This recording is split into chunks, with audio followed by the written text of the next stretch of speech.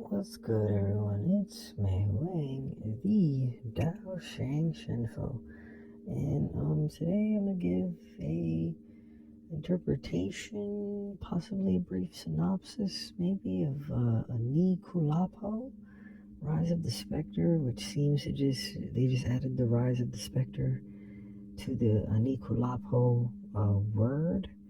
Because I believe in my research that this already came out in like September 2022, but it was distributed by Netflix this year, a few months ago. So I guess, the white people put Rise of the Spectre on it. Maybe, I'm not sure. In either instance, like I I give this a 7.5 out of 10 on the basis of like how the culture is depicted though, and just the vibes of the show. I want to give it an 8 just based off that, because you never really get to see um you know not even just Yoruban culture, but just African culture based off the respective tribes, or a certain amount of tribes, and really get to see like the garb, and participate in some lore and this, that, and the third. Granted, I kind of wanted some more lore, but I'm assuming budgeting, this, that, and the third, so on and so forth.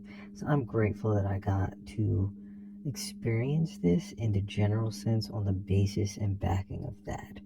Um, Aside from that, now kind of getting into spoilers, things that don't necessarily make sense to me. Um, this is basically about a man. His name is Sorrow. He kind of tried to cheat death. He was a tailor, basically. Was called a weaver during that time. He was simultaneously a witch, or a death witch, one would say, a necromancer. Um, and he kind of brought himself back to life. And then, spirits, gods, natural forces, so on and so forth, was just like, nah, we're not having it. Because you try to do that, he then started using his powers to, like resurrect other people. He was like, yo, because you not only resurrected yourself, but resurrected other people. The gods killed him, told him in the afterlife, yo, you need to kill those 20 people that you brought back to life. And he was like, how am I supposed to do that? How am I supposed to do that? Like, And I was like, okay, I can rock with this.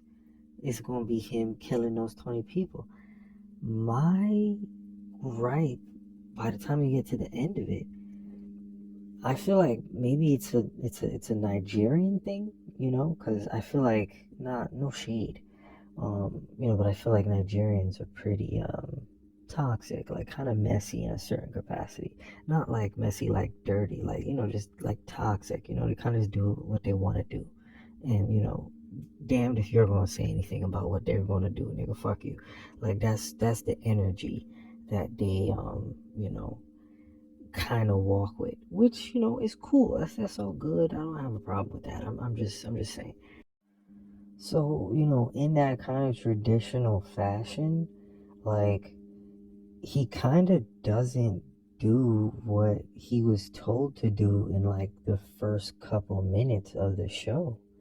Like, that becomes what you would think is the mission for the show. He kind of just doesn't do that.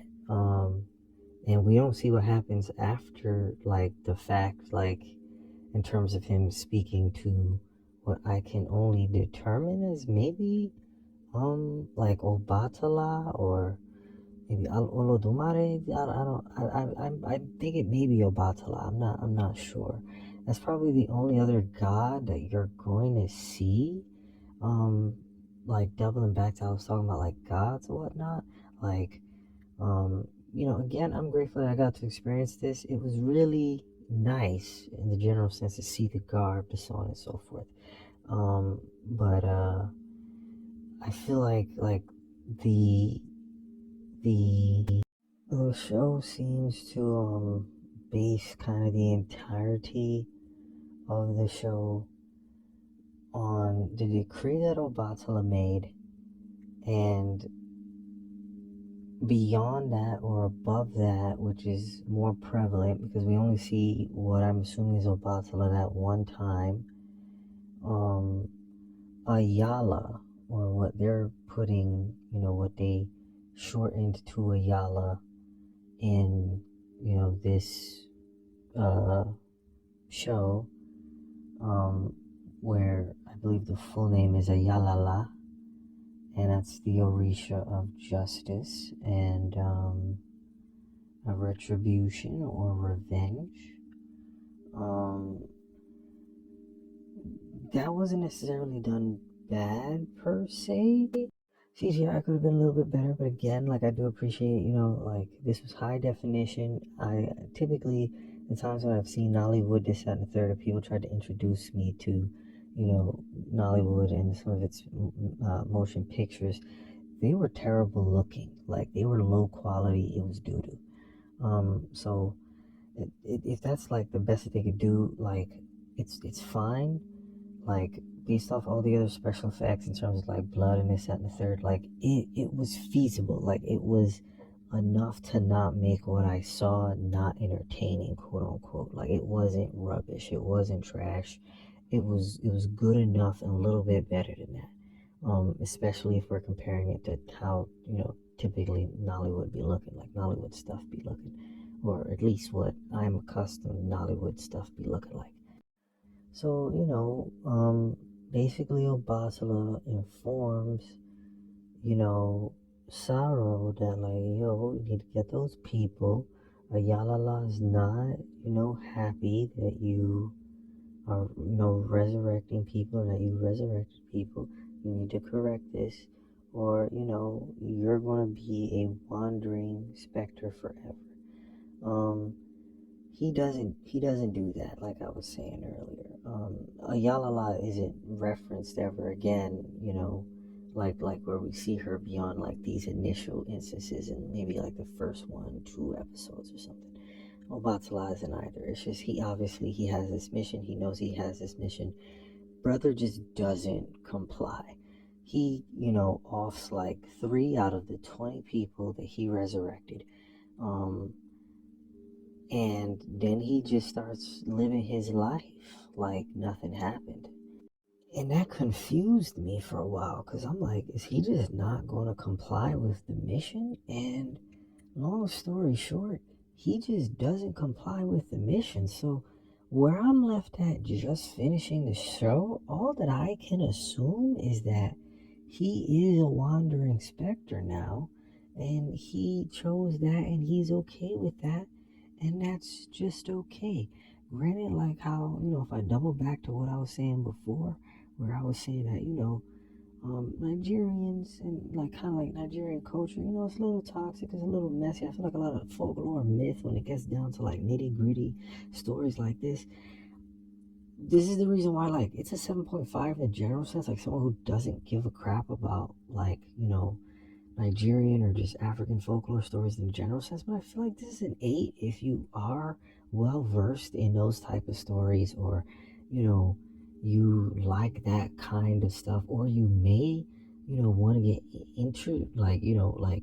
interested, or may want to get involved with that kind of stuff, and you are already like reading, you kind of had like a little bit of the vibe as it pertains to you know um African or like Alkabulian folklore, like, I feel like someone like that in that particular niche would see this and think that at the very least it's an 8 if they don't, feel like it's higher.